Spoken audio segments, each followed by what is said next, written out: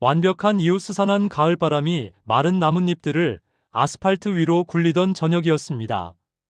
김선우는 2층 서재 창가에 서서 막 불이 켜지기 시작하는 가로등과 어둠이 내려앉는 동네를 무심히 바라보고 있었습니다. 새로 이사 온 동네는 이름처럼이나 고요했고 그 적막함은 때로 위안이 되기도 때로는 외로움이 되기도 했습니다. 아내 이지은이 따뜻한 코코아 잔을 들고 그의 곁으로 다가왔습니다. 잔에서 피어오르는 김이 서늘한 유리창에 잠시 맺혔다 쓰러졌습니다. 여보, 아직도 저 집 보고 있었어요? 그렇게 궁금해요? 지은의 목소리에는 장난기가 살짝 묻어 있었습니다. 그녀가 말한 저 집은 바로 옆집, 며칠 전부터 이사 준비로 분주했던 집을 가리켰습니다. 오늘 드디어 새 주인이 이사를 마친 모양인지 집 안 곳곳에 환한 불이 켜져 있었습니다. 궁금하다기보다는 그냥 우리랑 가장 가까운 이웃이 될 사람들이니까 어떤 사람들일지 신경 쓰이는 건 당연하잖아. 선우는 코코아를 한 모금 마셨습니다. 달콤하고 따뜻한 기운이 몸에 퍼졌지만 창밖에서 불어오는 공기는 여전히 차갑게 느껴졌습니다.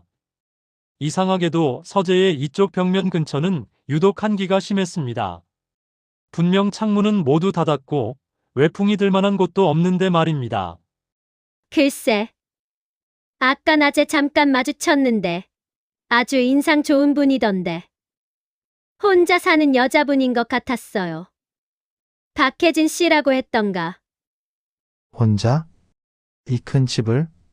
대단하네. 선우는 다시 옆집을 보았습니다. 정원은 믿을 수 없을 정도로 깔끔하게 정돈되어 있었습니다. 가을의 끝자락임에도 불구하고 몇몇 화단에는 계절에 맞지 않는 화사한 색의 꽃들이 생생하게 피어 있었습니다. 마치 시간이 그곳만 비껴간 듯한 비현실적인 풍경이었습니다. 그때 옆집 현관문이 열리고 한 여자가 모습을 드러냈습니다. 박혜진이었습니다. 그녀는 무언가 담긴 바구니를 들고 망설임 없이 선우의 집 쪽으로 걸어오고 있었습니다. 어머, 우리 집에 오나 봐. 내려가 봐요, 여보. 두 사람은 서둘러 1층으로 내려갔습니다. 초인종이 울리기 직전 선우가 먼저 문을 열었습니다. 문 앞에는 단정한 니트 차림의 박혜진이 서 있었습니다. 부드러운 인상과 온화한 미소는 누구에게나 호감을 줄 법한 모습이었습니다. 그녀의 눈은 깊고 차분했지만 그 안에서 아주 희미한 이질감이 스치는 것을 선우는 놓치지 않았습니다. 안녕하세요. 오늘 이사 온 박혜진이라고 합니다. 이사하느라 소란스러웠을 텐데 죄송합니다. 잘 부탁드린다는 의미에서 작은 선물을 좀 준비했어요. 그녀는 하얀 천이 덮인 바구니를 내밀었습니다. 갓 구운 머핀에서 나는 달콤한 버터 향이 퍼져나왔습니다. 그녀의 목소리는 나긋나긋했고 말투 하나하나에 정성이 담겨 있었습니다. 흠잡을 데 없이 완벽한 첫인상이었습니다. 아니에요. 뭘 이런 걸 다. 저희가 먼저 인사드렸어야 했는데 들어오셔서 차라도 한잔 하세요. 아닙니다. 아직 정리할 짐이 산더미 같아서요. 마음만 감사히 받겠습니다. 그럼 앞으로 잘 부탁드립니다. 혜진은 다시 한번 완벽한 미소를 지어 보이고는 몸을 돌려 자신의 집으로 돌아갔습니다. 그녀의 걸음거리는 소리가 거의 나지 않을 정도로 조용하고 우아했습니다. 문이 닫히고 선우와 지은은 잠시 현관에 서 있었습니다. 거 봐요. 정말 좋은 분 같죠? 인상도 좋고 친절하고. 응, 그러네. 선우는 아내의 말에 동의하면서도 마음 한구석에 미세한 위화감을 떨칠 수 없었습니다. 너무 완벽해서 오히려 비현실적으로 느껴지는 친절함. 그리고 그녀의 눈동자 깊은 곳에서 언뜻 보였던 감정 없는 심연과도 같은 공허함. 그는 바구니를 받아들었습니다. 따뜻해야 할 머핀에서 어쩐지 서늘한 냉기가 느껴지는 것 같았습니다. 그날 밤 선우는 처음으로 악몽을 꾸었습니다. 끝없이 펼쳐진 시든 꽃들로 가득한 정원을 헤매는 꿈이었습니다. 그리고 등 뒤에서는 누군가 아주 나지막이 알아들을 수 없는 언어로 속삭이고 있었습니다. 그것이 앞으로 닥쳐올 끔찍한 비극의 서막이라는 것을 그는 아직 알지 못했습니다. 며칠이 흘렀습니다. 박혜진이라는 이웃은 일상에 자연스럽게 스며들었습니다.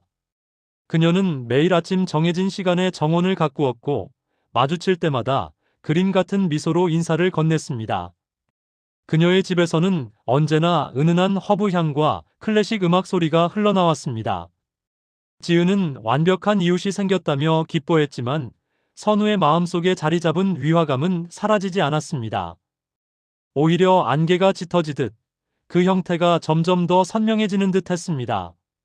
지은아, 혹시 박혜진 씨 집에서 다른 사람 나오는 거 본 적 있어? 친구나 가족이라도?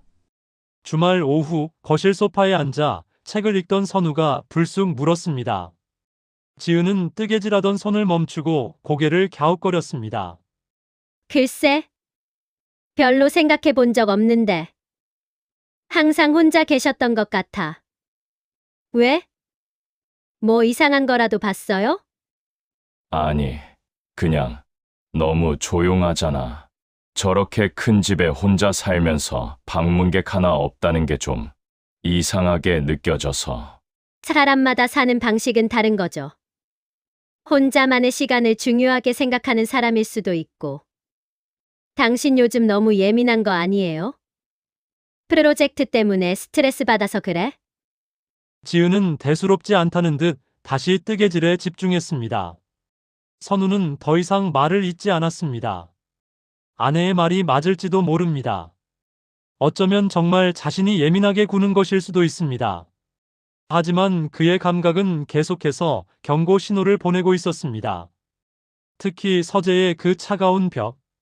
날이 갈수록 그곳의 한기는 더욱 심해지는 것 같았고 가끔은 벽 너머에서 무언가 스치는 듯한 소리가 들리는 착각마저 들었습니다. 바로 다음 날 오후였습니다.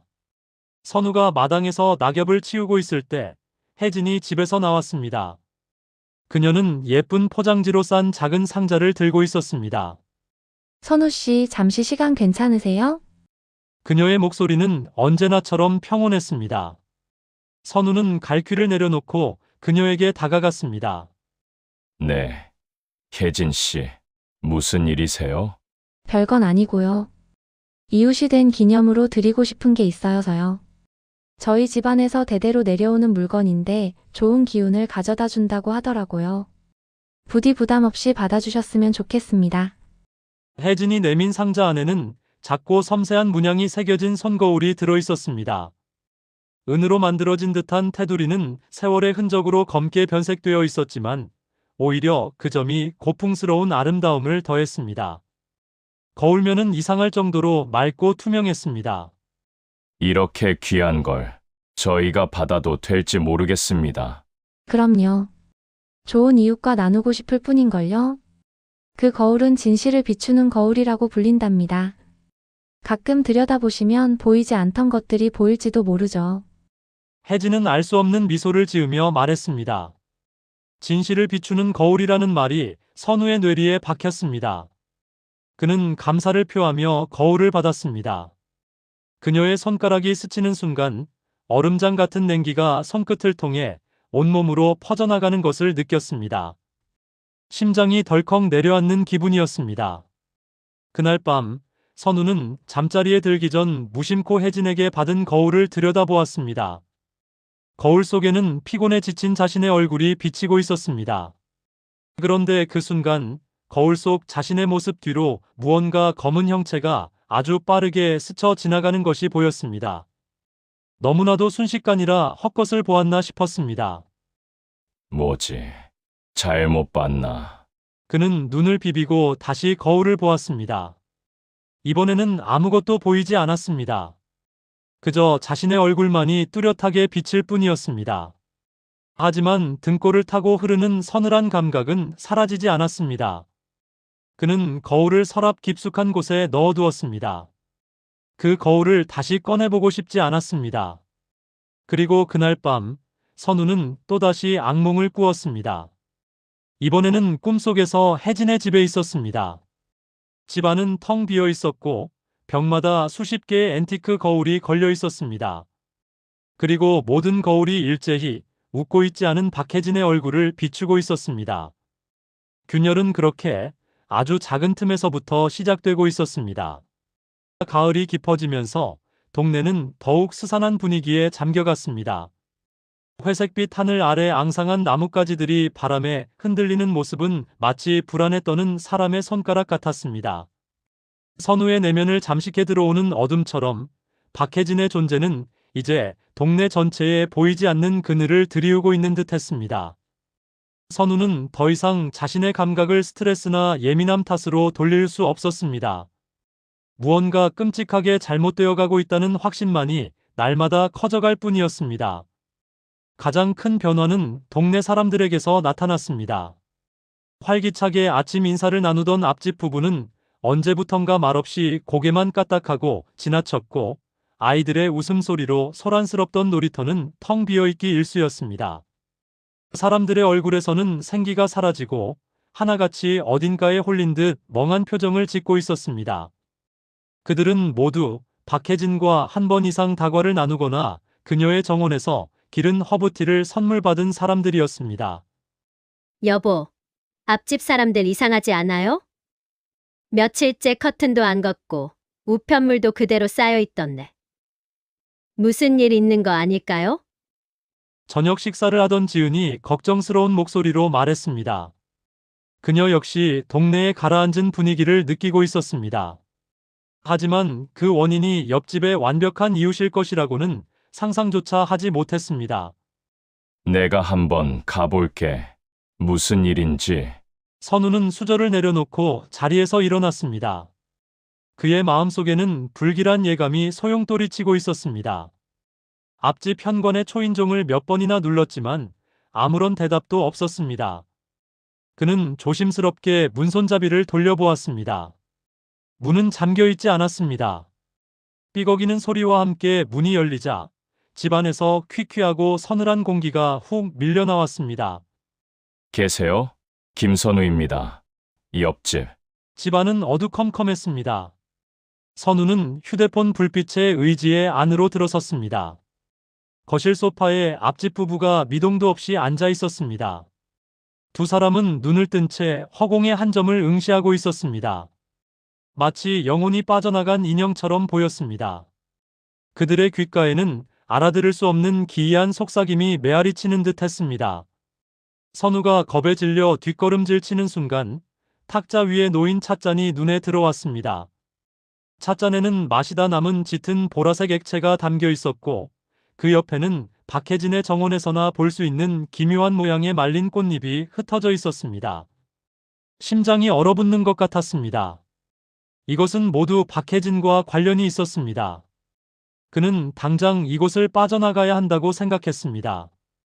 집을 뛰쳐나오자마자 선우는 길 건너편에서 자신을 가만히 지켜보고 있는 박혜진과 눈이 마주쳤습니다. 그녀는 평소와 같은 온화한 미소를 짓고 있었지만 그 미소는 어둠 속에서 유독 기괴하게 빛나고 있었습니다. 그녀는 마치 다 알고 있다고 말하는 듯 했습니다. 그날 밤 선우는 잠들 수 없었습니다. 그는 혜진이 주었던 손거울을 다시 꺼내 들었습니다. 손이 가늘게 떨렸습니다. 그는 거울로 자신의 얼굴이 아닌 벽 너머 혜진의 집이 있는 방향을 비춰보았습니다. 거울은 처음엔 어두운 벽면만을 비추었습니다. 하지만 선우가 숨을 죽이고 집중하자 거울 표면이 수면처럼 희미하게 일렁이기 시작했습니다. 그리고 그곳에 믿을 수 없는 광경이 펼쳐졌습니다. 거울 속에는 혜진의 집 내부가 보였습니다. 하지만 그곳은 선우가 아는 평범한 집이 아니었습니다. 벽지는 시든 덩굴처럼 축 늘어져 있었고 천장에서는 검은 액체가 뚝뚝 떨어지고 있었습니다. 그리고 방 한가운데 박혜진이 서 있었습니다. 그녀는 더 이상 온화한 미소를 짓고 있지 않았습니다. 그녀의 얼굴은 차갑게 굳어 있었고 눈은 텅 빈 어둠 그 자체였습니다. 그녀의 입이 천천히 열렸지만 나오는 것은 인간의 목소리가 아니었습니다. 수백 개의 목소리가 뒤섞인 듯한 귀를 찢는 불협화음이었습니다. 그 순간 거울 속의 혜진이 천천히 고개를 돌려 거울을 들여다보고 있는 선우를 정확히 마주 보았습니다. 그녀의 입꼬리가 비웃는 듯 천천히 올라갔습니다. 선우는 비명을 지르며 거울을 바닥에 내던졌습니다. 쨍그랑! 거울은 산산조각 났지만 혜진의 그 끔찍한 미소는 그의 망막에 그대로 새겨졌습니다. 이제 모든 것이 명확해졌습니다. 저것은 사람이 아니었습니다. 사람의 가면을 쓴 무언가였습니다. 깨진 거울 조각들이 바닥에 흩어져 달빛을 받아 차갑게 빛나고 있었습니다. 선우는 거친 숨을 몰아쉬며 주저앉아 있었습니다. 온몸이 사시나무처럼 떨렸고 심장은 갈비뼈를 부술듯이 격렬하게 뛰었습니다. 방금 본 광경은 단순한 환각이나 악몽이 아니었습니다. 그것은 끔찍한 진실의 편린이었습니다. 박혜진의 모습을 한 그것은 자신의 정체를 선우가 알게 되었다는 사실을 분명히 인지했습니다. 이제 더 이상 숨바꼭질은 끝났습니다. 보이지 않는 전쟁이 시작된 것이었습니다. 소란에 잠이 깬 지은이 놀라 방으로 뛰어들어왔습니다. 바닥에 주저앉아 있는 선우와 깨진 거울 조각들을 본 그녀의 얼굴이 하얗게 질렸습니다. 여보, 무슨 일이에요? 왜 그래요? 다쳤어요? 지은아, 도망쳐야 해. 당장 여기서 떠나야 해. 선우의 목소리는 공포로 잠겨 있었습니다. 그는 횡설수설하며 방금 거울을 통해 본 것을 설명하려 했지만 말은 제대로 이어지지 않았습니다. 지은은 그런 남편의 모습에 당혹감과 걱정이 뒤섞인 표정을 지었습니다. 여보, 진정해요. 제발. 무슨 말을 하는 거예요? 악몽이라도 꾼 거예요? 아니야. 꿈이 아니야. 박혜진, 그 여자는 사람이 아니야. 내가 봤어. 똑똑히 봤다고. 그 여자가 이 동네 사람들을 전부. 바로 그 순간이었습니다. 거실 쪽에서 무언가 쿵하고 부딪히는 둔탁한 소리가 들렸습니다. 두 사람의 대화가 순간 멈췄습니다. 집안의 모든 소리가 사라지고 오직 두 사람의 긴장된 숨소리만이 공간을 채웠습니다. 선우는 천천히 자리에서 일어났습니다. 그의 눈빛은 더 이상 공포에만 차 있지 않았습니다. 가족을 지켜야 한다는 절박함이 그의 안에 새로운 불씨를 지폈습니다. 선우는 깨진 거울 조각 중 가장 큰 것을 손에 움켜쥐었습니다. 날카로운 파편이 손바닥을 파고들어 피가 흘렀지만 그는 고통을 느낄 수 없었습니다. 그는 지은에게 속삭였습니다. 내 뒤에 있어. 무슨 일이 있어도 소리 지르지 마. 두 사람은 소리 없이 방문을 열고 거실로 향했습니다. 거실은 어두웠지만 창밖에서 들어오는 희미한 달빛 덕분에 형체를 어렴풋이 구분할 수 있었습니다. 그리고 그들은 보았습니다. 거실 창문 바로 앞에 박혜진이 서 있었습니다.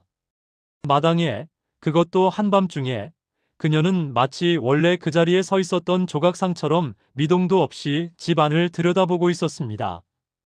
그녀의 얼굴은 달빛을 받아 창백하게 빛났고 입가에는 여전히 그 소름 끼치는 미소가 걸려 있었습니다.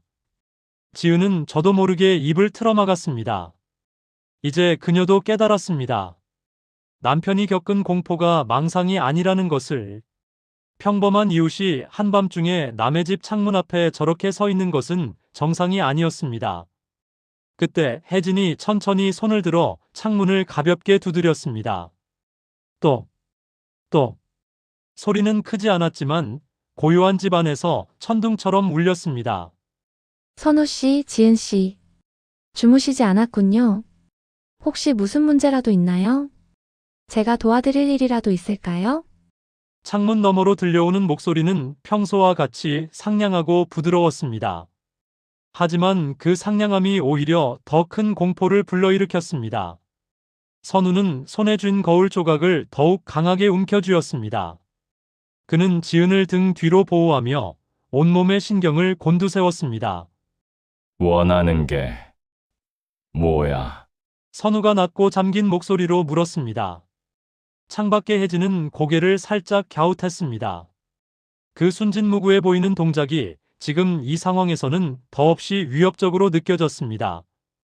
원하는 거라니요? 저는 그저 좋은 이웃이 되고 싶을 뿐이에요. 당신들이 진실을 마주할 용기가 없는 게 문제죠.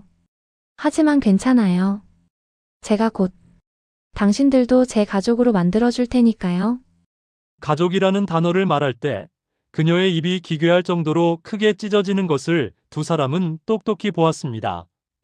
그리고 그녀의 등 뒤 어둠 속에서 무언가 검고 거대한 그림자들이 꿈틀거리기 시작했습니다. 그것은 동네 사람들이었습니다. 넋이 나간 표정의 그들이 하나둘씩 어둠 속에서 걸어나와 혜진의 등 뒤에 도열하기 시작했습니다. 상황은 역전되었습니다.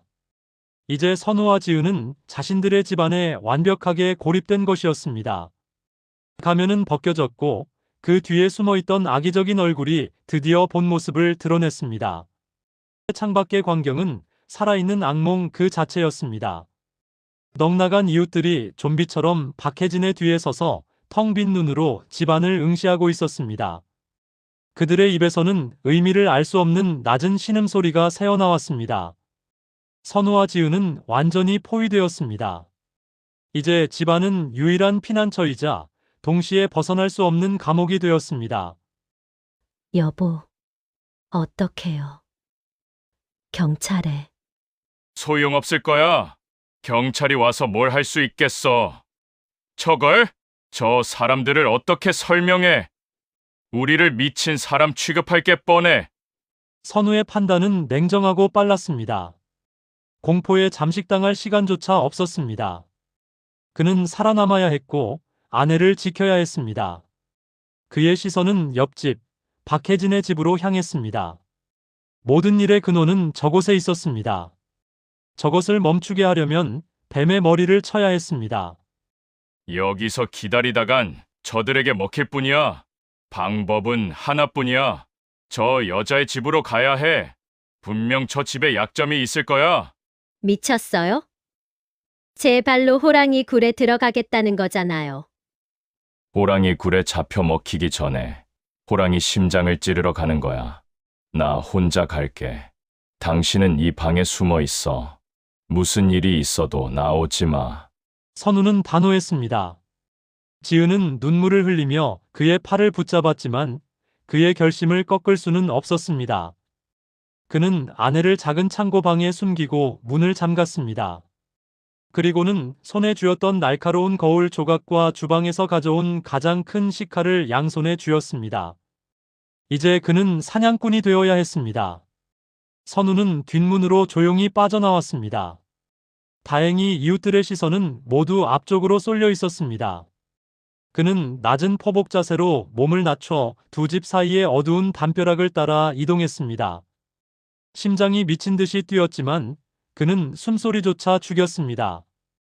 박혜진의 집 현관문은 기이하게도 살짝 열려 있었습니다. 마치 그를 초대하는 듯 했습니다. 심연으로의 초대였습니다. 집 안에 발을 들여놓는 순간 선우는 숨을 헉 들이켰습니다. 밖에서 보던 평범하고 아늑한 집이 아니었습니다. 거울 속에서 보았던 바로 그 모습. 벽은 부패한 식물 덩굴로 뒤덮여 있었고 바닥은 축축한 흙으로 변해 있었습니다. 공기 중에는 흙냄새와 피냄새, 그리고 역겨운 향내가 뒤섞여 떠다녔습니다. 집의 중심, 거실 한가운데에는 박혜진의 완벽했던 정원이 그대로 옮겨져 있었습니다. 계절에 맞지 않게 만개한 기괴한 꽃들이 음산한 빛을 발하고 있었습니다. 어서 와요, 선우 씨. 기다리고 있었어요. 목소리는 등 뒤에서 들려왔습니다. 선우가 경악하며 돌아보자 그곳에는 박혜진이 서 있었습니다. 그녀는 어느새 집 안으로 들어와 있었습니다. 그녀의 모습은 더 이상 인간의 형상을 유지하지 못하고 있었습니다. 팔다리는 나뭇가지처럼 뒤틀려 있었고 등에서는 검은 덩굴 같은 것들이 솟아나 천장까지 뻗어 있었습니다. 그녀의 얼굴만이 간신히 원래의 형태를 유지하고 있었지만 그 미소는 악마의 그것과 같았습니다. 너, 대체 정체가 뭐야? 나는 아주 오래전부터 이곳에 있었어요. 이 땅의 양분을 먹고 자라났지. 가끔 이렇게 예쁜 집을 짓고 사람들을 초대해서 가족으로 만들 뿐이야. 그들은 나에게 생명을 주고 나는 그들에게 영원한 평온을 주지. 아주 공평한 거래 아닌가요? 그녀가 손짓하자 정원의 흙이 꿈틀거리기 시작했습니다. 흙 속에서 하얀 뼈들이 솟아나왔습니다. 수백 년 동안 이곳에 묻힌 희생자들의 유해였습니다. 선우는 그제야 깨달았습니다. 그녀의 정원이 유독 비현실적으로 생생했던 이유를. 그 정원은 인간의 생명력을 양분으로 삼아 자라고 있었던 것입니다. 뒤틀린 혜진의 몸에서 뻗어나온 덩굴들이 채찍처럼 선우를 향해 날아왔습니다. 선우는 몸을 굴려 간신히 피했습니다. 그는 시칼을 휘둘러 덩굴 하나를 잘라냈지만 잘린 단면에서는 검은 수액이 뿜어져 나오며 즉시 새로운 덩굴이 자라났습니다. 이대로는 승산이 없었습니다. 그의 눈에 정원 한가운데 유독 검고 단단하게 솟아있는 오래된 나무의 뿌리가 들어왔습니다. 모든 덩굴과 식물들이 그 뿌리로부터 뻗어나오고 있었습니다. 저것이 핵이었습니다. 내 진짜 모습은 그게 아니지. 선우는 소리치며 손에 쥔 거울 조각을 나무 뿌리 쪽으로 비췄습니다. 거울 조각에 비친 뿌리는 단순한 나무가 아니었습니다. 그것은 검고 박동하고 있었으며 수많은 비명을 지르는 얼굴들이 엉겨 붙어 있는 끔찍한 심장의 형상을 하고 있었습니다. 진실이 드러나자 혜진의 모습을 한 괴물이 고통스러운 비명을 질렀습니다. 집 전체가 격렬하게 흔들렸습니다. 선우는 기회를 놓치지 않았습니다. 그는 괴물의 공격을 피해 필사적으로 달려가 손에 든 시칼을 그 심장을 향해 온 힘을 다해 내리꽂았습니다. 시칼이 끔찍한 심장의 형상을 한 뿌리에 박히는 순간 인간의 것이라고는 할 수 없는 날카로운 비명이 집 전체를 뒤흔들었습니다. 그것은 박혜진의 목에서 나온 소리가 아니었습니다. 수천의 원혼이 한꺼번에 토해내는 듯한 이 세상의 모든 고통과 원한이 응축된 소리였습니다. 선우는 귀를 막았지만 그 비명은 뼛속까지 파고드는 듯 했습니다. 박혜진의 형상을 하고 있던 괴물은 몸부림치기 시작했습니다. 나뭇가지처럼 뒤틀렸던 팔다리가 부서지고 등에서 뻗어나온 덩굴들이 힘을 잃고 시들어 바닥으로 떨어졌습니다. 그녀의 얼굴에 걸려있던 기괴한 미소가 사라지고 그 자리에는 극심한 고통과 함께 아주 희미한 안도감 같은 표정이 스쳐 지나갔습니다. 마치 오랫동안 자신을 올가매던 무언가로부터 마침내 해방되는 사람처럼. 키 끝나라. 제발, 키 끝나. 선우는 칼자루를 붙잡고 마지막 남은 힘까지 쥐어짜 칼을 더 깊숙이 밀어 넣었습니다. 푹 하는 소리와 함께 뿌리가 완전히 갈라졌고 그 안에서 검붉은 피 대신 새까만 먼지가 폭풍처럼 터져 나왔습니다.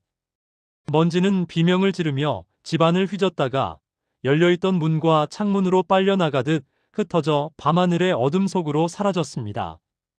악령이 사라지자 집을 채우고 있던 모든 기괴한 현상들이 거짓말처럼 멈췄습니다.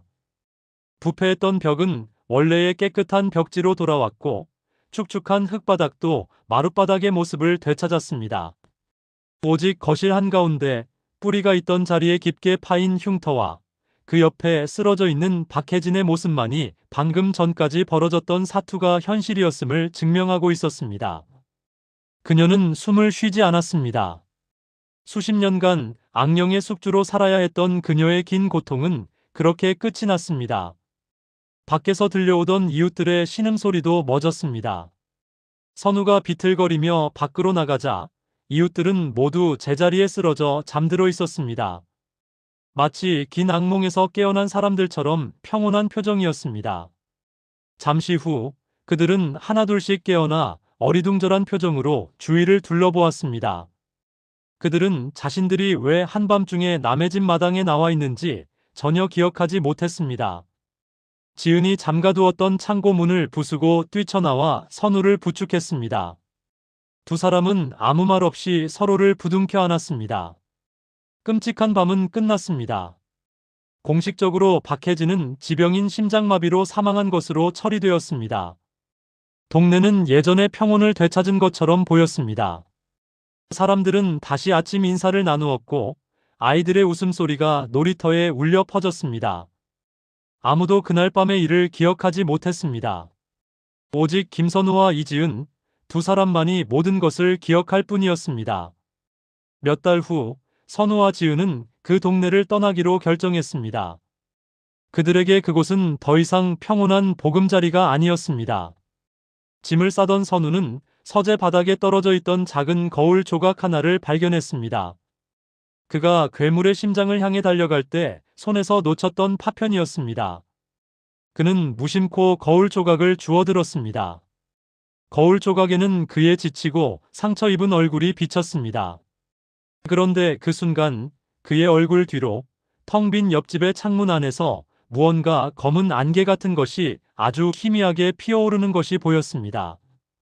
그것은 마치 새로운 숙주를 찾아 어둠 속에서 조용히 숨쉬고 있는 것처럼 보였습니다.